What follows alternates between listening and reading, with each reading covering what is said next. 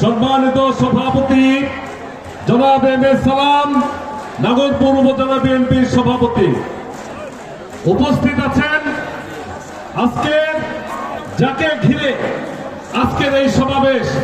আগামী 12 তারিখ জাতীয় সংসদ নির্বাচন।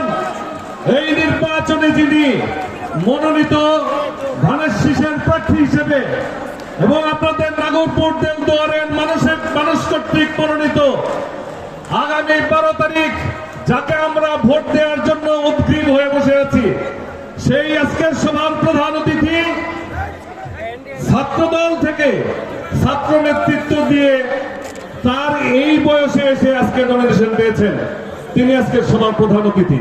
দুটো কথা বলতে চাই।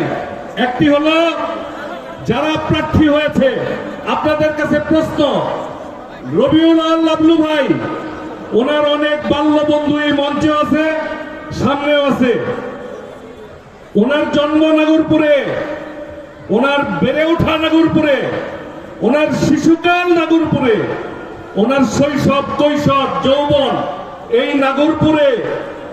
উনি ঢাকা বিশ্ববিদ্যালয়ে ভর্তি হয়েছিলেন, ঢাকা বিশ্ববিদ্যালয় থেকে পাস করেছেন।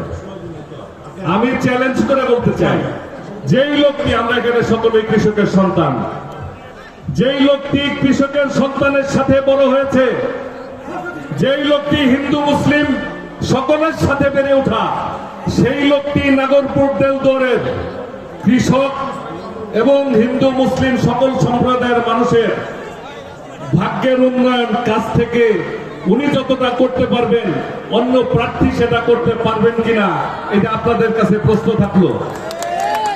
আমি জানি নাগরপুরে তার শিশুকাল থেকে অদ্যাবধি পর্যন্ত, এই বয়স পর্যন্ত নাগরপুরে সে বেড়ে উঠেছে।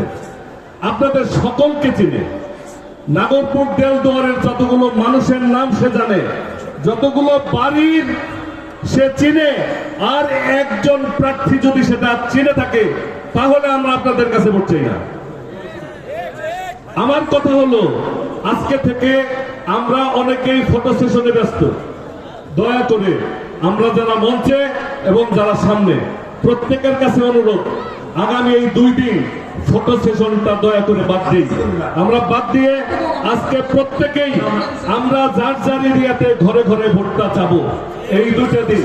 এই অনুরোধ রেখে আমি রবিউল আল লাবলু ভাই, সামনের সমাবেশ ভাই বোন, পিছনের নেতৃবৃন্দ, সকলের সুস্বাস্থ্য কামনা করি, নেক হায়াতের কামনা করে আল্লাহ রাব্বুল আলামিনের কাছে 12 তারিখের নির্বাচনে ধানের শীষের বিজয় আমরা আশা করে তার কাছে আহ্বান করে নিবেদন করে আমি আমার সংক্ষিপ্ত বক্তব্য শেষ করছি। আল্লাহ হাফেজ। বাংলাদেশ জিন্দাবাদ। সকলের দীর্ঘায়ু কামনা করে আসসালামু আলাইকুম।